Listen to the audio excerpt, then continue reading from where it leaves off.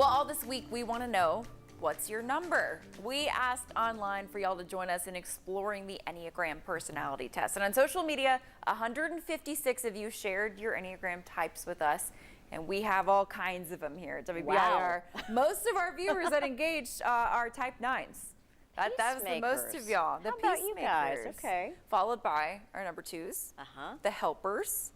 So we have a very caring audience. And so now that you have your number, we want to talk about how you use it. Yeah, today we are diving into how the Enneagram can help with self-growth and mental health, learning how you act in times of stress and sadness and how to navigate those tough times. I worked with 4 Enneagram coaches to get us all started, and here is their advice.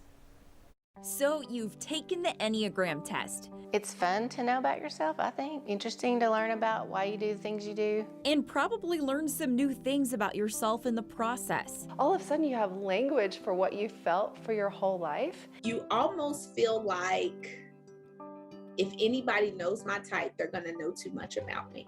It's not a box that you're putting people in. It's helping people kind of know and understand who they are. Paula Hollingsworth, type 1, Coretta Woodard, type 2, Paige Severance, type 5, and Daniel Park, type 9, are all Enneagram coaches and know the power of leaning into your type for self-growth. It's hard because you find out things that you'd wish you hadn't found out, but it's good that you did because then you can change it. There are levels of development, and there is high level when you're doing really well. There's average when you're kind of asleep to yourself and kind of going through the world unconscious. And then there's the lower level where you're not doing well at all. They say each type has different wake-up calls when they realize they need to prioritize their mental health. We know ourselves better than anyone, and we know when something's off, but it's learning how to trust yourself, right?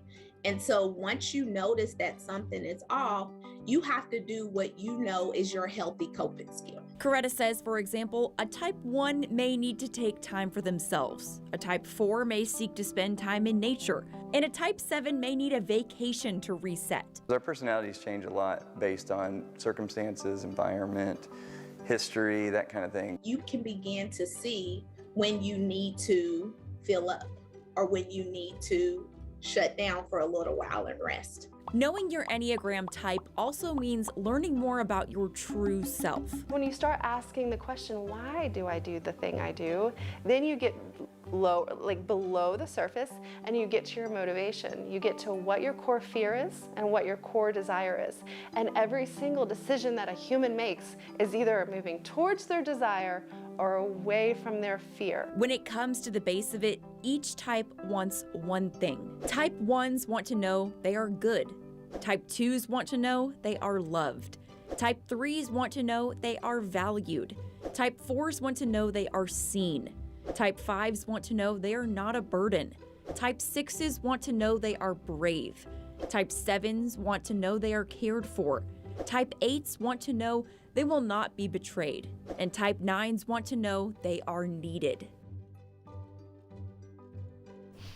Well, on our Instagram page, we have a post about what each type can do to reset in times of stress. You can find that right now with more details on our website of how to use your number to really reflect on yourself and grow. It's very insightful. I find it fascinating. Yes, it is cool to learn about. Yeah. And tomorrow, come back with us again here at 4:30. We're talking about how knowing your coworkers' Enneagram types can help you set up for success in your work life.